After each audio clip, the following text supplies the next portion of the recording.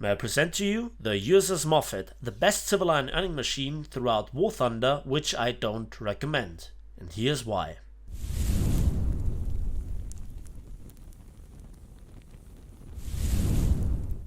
Hello there, and welcome back to War Thunder. Yes, your eyes are not deceiving you. I'm actually playing Naval Forces. Well, I play Naval Forces on a regular basis. I just stopped making videos about them.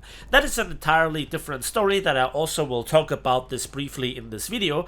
But I really wanted to talk about the insanity that is the ship, what it stands for, why it is one of the best civil line makers that I've ever driven, commanded, whatever, why it is a real bargain, and why I yet do not recommend buying this ship at all. The USS Moffet. Well, what is it? What are we talking here about? Well, we are talking about a US battle rating 4.7 rank 3 premium destroyer that costs you only 1,300 golden eagles, which is a real bargain compared to some premium cruisers that cost you up to $60 in the package. I think the Prince Eugen is up there in this price, which is absolutely not worth it. And what this ship actually has in common with those cruisers, together with a handful of other premium destroyers, is a ridiculous civil line modifier. Gaijin is desperate. Naval Forces is a big mess. That is not really a big secret, hence why I stopped making videos about it, because it's not really enjoyable making a video about this. However, this ship is a little bit different because it shares the highest civil line modifier in game. Again, courtesy of Gaijin being desperate and trying to lure people into Naval Forces. And as you can see, the USS Moffet really has this gunboat firepower. 8 5-inch 38s. With all the ammunition types, high rate of fire, quick turret rotation speed, and armor, makes it a real beast versus other destroyers and patrol boats and also low-flying planes. More about this in just a moment. So it's a really good moneymaker. Now, how good is it as a civil line earning machine? Well, the best tank civil line modifier that I'm aware is 1.45 times 2.0. The best modifier for planes that I'm aware of is 2.65 times 2.0, but for this ship it is a whopping 4.0 times 2.0. So that is 3 times almost as much as you get with tanks. 3 times! That is ridiculous. So if you have a free-to-play account and you have this, your base income is a whopping 800%. If you have a premium account, it's a stupid 1,200%. And you further can boost this with premium, civil line boosters. I showed you in some of my civil line guides how you can acquire 300% civil line boosters on a daily basis by playing the assault game mode for both aircraft and tanks.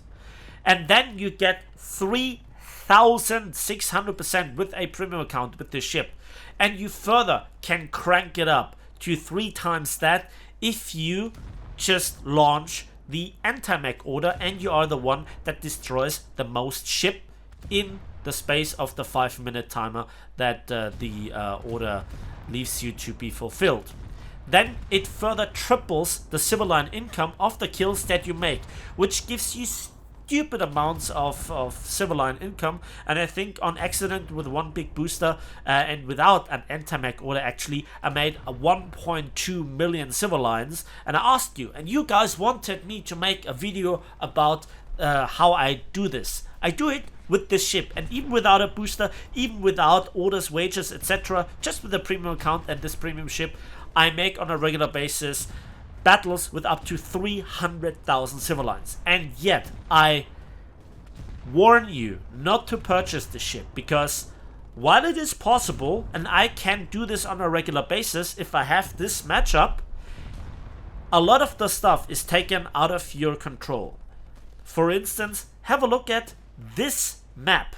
Yeah, that is Conquest Channel. This is just an open big circle, and that was when I tried to play patrol boats.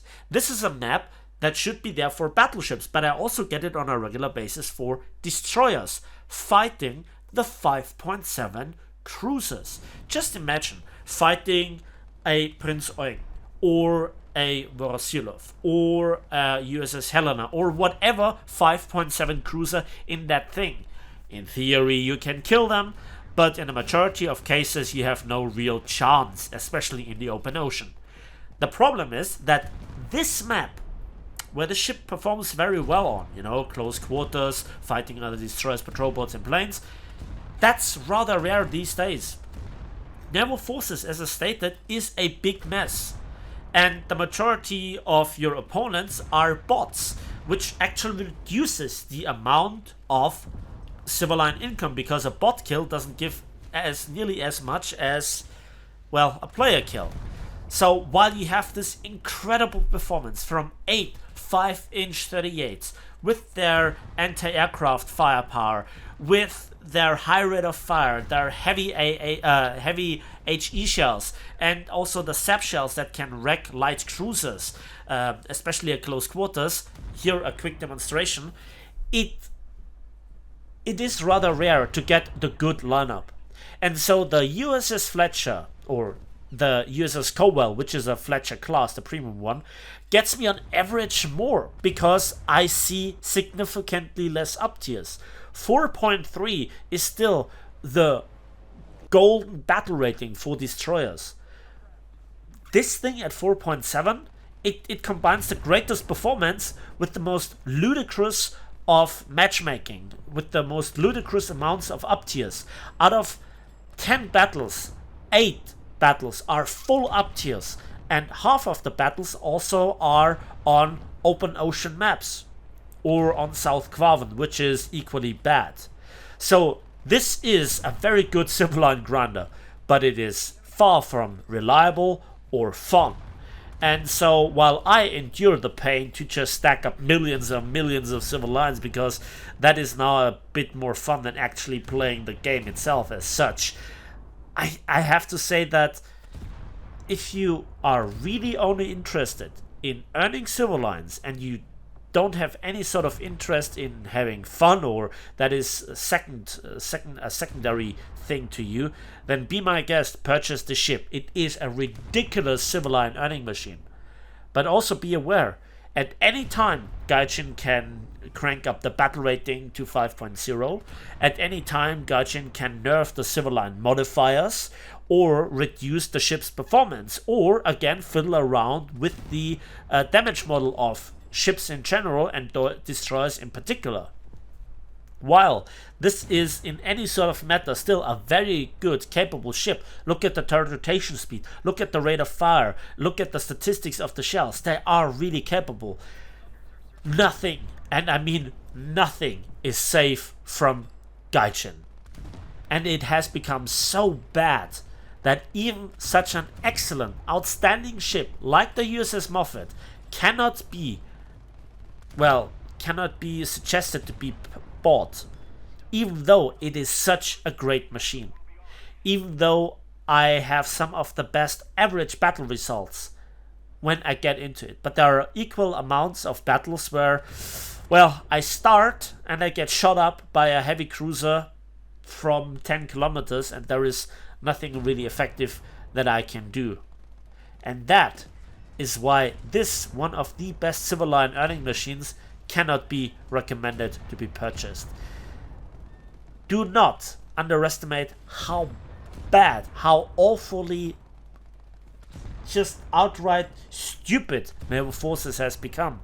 It's not an issue that it has been there for the last month or 1 or 2 patches.